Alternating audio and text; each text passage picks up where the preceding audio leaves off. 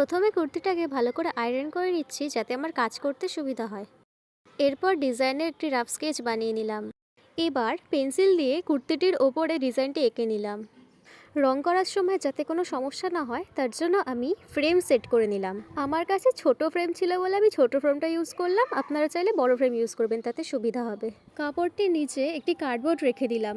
এরপর রং করার জন্য আমি ক্যামেলের অ্যাক্রিলিক কালার ইউজ করছি।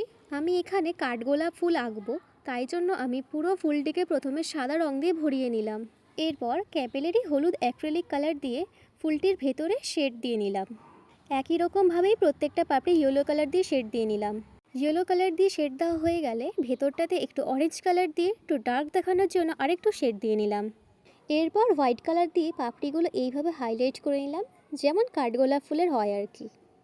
ডিজাইনের এক পাশের মোট 3টে ফুল আমি এইভাবে রং করে নিলাম। আমি মোট 3টে কুড়ি ড্র করেছিলাম, সেগুলো রং করে নিলাম ঠিক একইভাবে যেভাবে ফুলগুলিকে রং করেছিলাম। হলুদ রং দিয়ে শেড দেওয়াটা আমি এখানে আরও একবার দেখিয়ে দিলাম।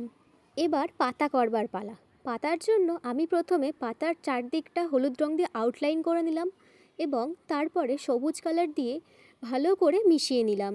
খুব ভালো করে মেশাতে হবে যাতে হলুদের সাথে সবুজ খুব ভালো করে মিশে যায়। সব শেষে পাতাটাকে একটু ডিপ দেখানোর জন্য নীল রং নিয়ে মাঝখান বরাবর এইভাবে মিশিয়ে নিলাম।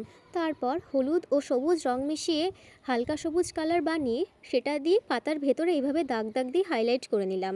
এরপর কালো রং দিয়ে একটি বৃন্ত এঁকে নিলাম। বৃন্তটিতে আরও কিছু ডিটেলস অ্যাড করে নিলাম কালো রং দিয়েই। প্রতিটা বৃন্তের মাথায় সাদা রং দিয়ে কিছু ছোট ছোট কুঁড়ি এঁকে নিলাম। তারপর যেভাবে ফুলগুলিকে হাইলাইট করেছিলাম ঠিক একইভাবে হলুদ রং দিয়ে এই ছোট ছোট কুঁড়িগুলোকেও হাইলাইট করে নিলাম। নিচের অংশে ডিজাইনের কুঁড়িগুলোকেও ঠিক একইভাবে হলুদ কালার দিয়ে হাইলাইট করে নিলাম। এই হলো আমার ডিজাইনের এক পাশের কমপ্লিট লুক। উপরে যেভাবে রং করেছিলাম ঠিক একইভাবে আমি নিচেও সেম ডিজাইন করেছি এবং সেই ডিজাইনটিকেও পুরো একইভাবে রং করে নিলাম। এটা আর আমি ডিটেলসে বলছি না, যেহেতু উপরের সাথে এর হুবহু মিল আছে। এইভাবে আমি কুর্তিটিকে কমপ্লিট করলাম এবং আমি এই কুর্তিটি পরে দেখিয়েও দিয়েছি যে ডিজাইনটা কেমন লাগছে দেখতে। খুব সহজ উপায়ে আমি এই ডিজাইনটা করেছি, তোমরাও চাইলে ট্রাই করে দেখতে পারো। বিফোর আফটার আমি দেখিয়ে দিলাম, তোমরা নিজেরাই দেখে নাও কত সহজ উপায়ে একটা সিম্পল কুর্তিকে কত সুন্দর বানিয়ে নেওয়া যায়।